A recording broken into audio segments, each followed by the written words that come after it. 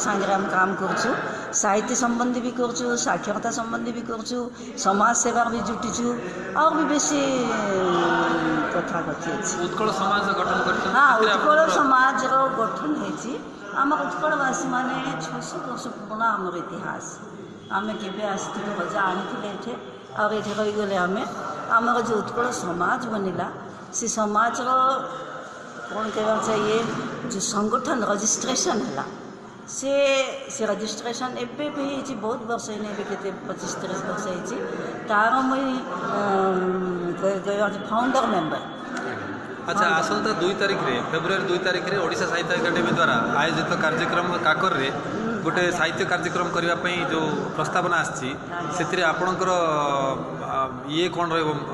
मतामत कौन रहा आज्ञा काकर ये जो साहित्य अकादमी गोटे आपण मान समूह बोलिए कि कौन कहे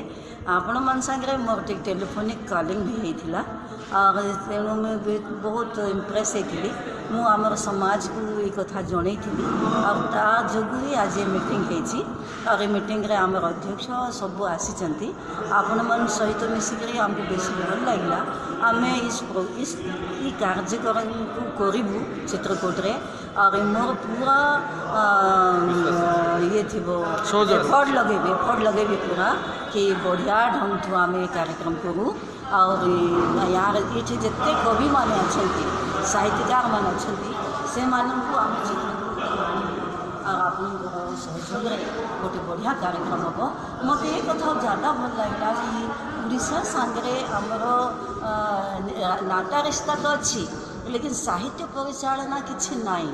आम कौन भाषा रखीचु संस्कृति रखीचु लेकिन लेखा लेखी पढ़ा पढ़ी नाई आमर आम हिंदी बेल्ट रे रहा जो आमर से कोई पार्बनी से कथा से भल भाव कही पार्नु मत आप मन द्वारा सहयोग आम शिका।